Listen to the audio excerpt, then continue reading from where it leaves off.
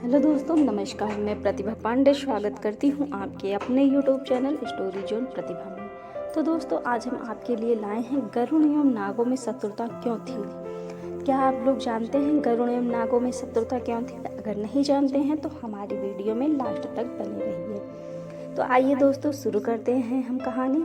कुछ समय पहले हमें महर्षि कश्यप और उनकी सभी पत्नियों से मुख्य जातियों की उत्पत्ति के विषय में एक वीडियो बनाया था, जिसे आप यहाँ देख सकते हैं। संक्षेप में महर्षि कश्यप ने प्रजापति दक्ष की 17 कन्याओं से विवाह किया, जिसमें 17 प्रमुख जातियों की उत्पत्ति हुई। इसी कारण महर्षि कश्यप प्रजापति के नाम से भी जाने जाते हैं। इनकी दो पत्नियों से जो पुत्र हुए, उनके बीच की शत्रुता तो प्रसिद्ध है। महर्षि और आदिति से आदित्यों यानी देवताओं का जन्म हुआ और दिति से दैत्यों का। इन दोनों के बीच की प्रतिद्वंदिता के विषय में तो हम सभी जानते हैं, किंतु इस विषय में विस्तार से कभी और बात करेंगे। आज बात करते हैं महर्षि कश्यप और कुद्रु से उत्पन्न नागों और महर्षि कश्यप और बिंता से उत्पन्न गरुड़ के बीच की शत्रुता के विषय में। तो दोस्तों, आखिर क्या कारण था कि ये दोनों जातियां चिर शत्रु हुई? चिर मतलब अनंत काल तक। एक बार महर्षि कश्यप की दोनों पत्नियां दक्ष पुत्री कुद्रु एवं बिंता अपने पति के पास संतान की कामना लेकर पहुंची। महर्षि का मन उस समय बड़ा प्रसन्न था, इसलिए उन्होंने दोनों से पूछा कि उन्हें कैसी संतान की कामना है। तब कुद्रु ने कहा कि उन्हें अति बलशाली और पराक्रमी 1000 पुत्रों की भांति पुत्रों की प्राप्ति हो। बिंता ने कहा कि उन्हें केवल 2 ऐसे पुत्र चाहिए जो कुद्रु के 1000 पुत्रों पर भारी पड़े। महर्षि कश्यप ने उन्हें वो वरदान दे दिया। समय आया और कुद्रु ने 1000 अंडों का और बिंता ने 2 अंडों का प्रसव किया। कुद्रु के पुत्र पहले जन्म में 1000 अंडों से 1000 महान नागों की उत्पत्ति हुई। इनमें से शेषनाग सबसे ज्येष्ठ एवं वासुकी दूसरे पुत्र थे। इन 1000 पुत्रों से 1000 नागकुल चले, जिनमें से 8 नागकुल सर्वाधिक प्रसिद्ध हुए। इन 8 महान नागों के बारे में यहाँ देख सकते हैं। बिंता ने कुद्रु को माता बनने पर बधाई दी और अपने अंडों से बच्चों के बाहर आने की प्रतीक्षा करने लगी। बहुत काल बीत गया और कुद्रु के पुत्र बड़े भी हो गए, किंतु बिंता के अंडों से प्रसव नहीं हुआ। अधीर होकर बिंता ने स्वयं समय से पहले ही उनमें से एक अंडे को तोड़ दिया। उनमें से अरुण की उत्पत्ति हुई, जिनका आधा शरीर तो विकसित हो गया था, किंतु आधा शरीर समय से पहले अंडे को फोड़े जाने के कारण अपूर्ण रह गया।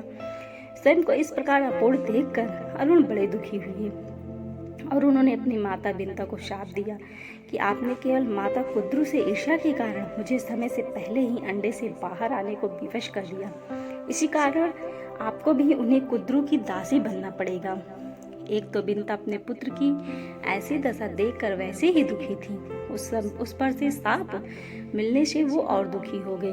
उन्होंने अपने पुत्र से क्षमा मांगते हुए कहा कि उन्हें उस शाप से मुक्त कर दें। अपनी माता को श्राप देकर अणु वैसे ही अपराध बोध से ग्रस्त थे।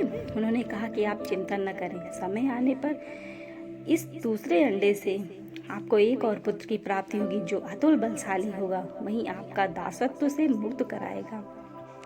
यह कहकर अणु एकांत में जाकर सूर्यदेव की तपस्या में रत हो गए और आगे चलकर वे उनके सारथी बने।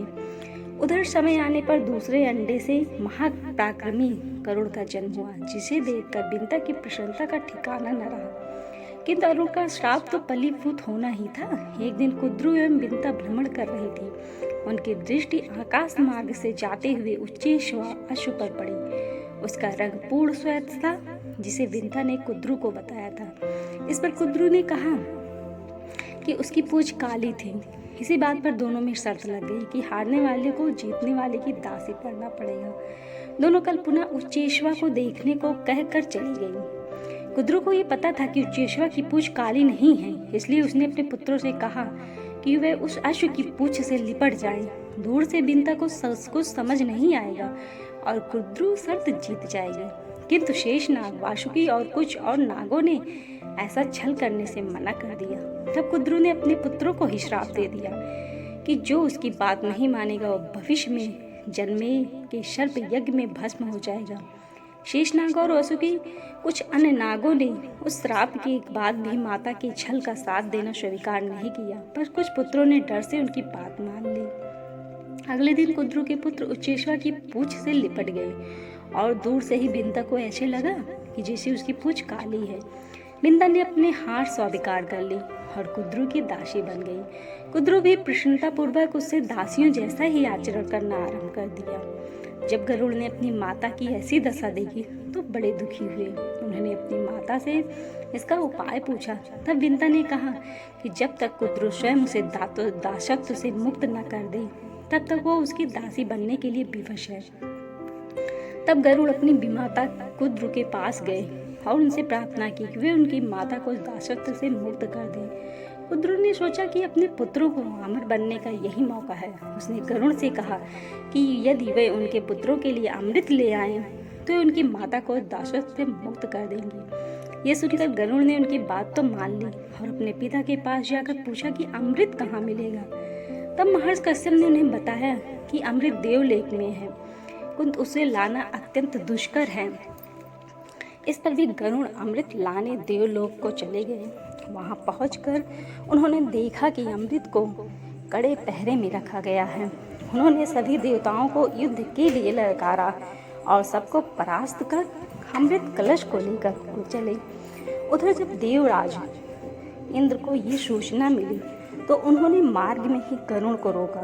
दोनों में घोर युद्ध हुआ और अंत में इंद्रदेव ने गरुड़ पर अपने वज्र से प्रहार किया, किंतु महाबलशाली गरुड़ ने उस प्रहार को भी सह लिया। ये देखकर इंद्र तो बड़े प्रसन्न हुए और उन्होंने गरुड़ से मित्रता कर ली। इंद्र ने गरुड़ से पूछा कि उन्हें अमृत क्यों चाहिए।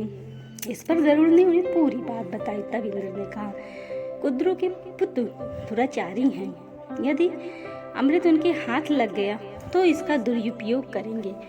तब गरुड़ ने कहा कि हे इंद्रदेव, मुझे अमृत उन्हें देकर अपनी माता को दासत्व से मुक्त करा लेने दीजिए, फिर आप अमृत लेकर वापस स्वर्गलोक आ जाइएगा। इस बात से प्रसन्न होकर इंद्र ने उन्हें वो अमृत कलश ले जाने की तो स्वीकृति दे दी। गरुड़ अमृत लेकर आए और उस कलश को कुश के एक आसन पर रख दिया। ये देखकर कुद्रू ने बिंता को दासत्व से मुक्त कर दिया। जब नाग अमृत पान के लिए बढ़े तो गरुड़ ने कहा कि उन्हें इस पवित्र अमृत का पान करने से पहले स्नान करना चाहिए। नागों की को ये बात जची और वे स्नान करने चले गए। इंद्रदेव जी मौके की प्रतीक्षा में थे। उन्होंने अमृत कलश उठा लिया और वापस स्वर्गलोक आ गए। गरुड़ की चतुराई देखकर इंद्र ने उनसे वरदान मांगने को कहा तो गरुड़ ने उनसे वरदान मांगा कि आज से नाग ही उनका भोजन हो। उधर जब नाग स्नान कर वापस आए तो अमृत न देखकर बड़ा पछताए।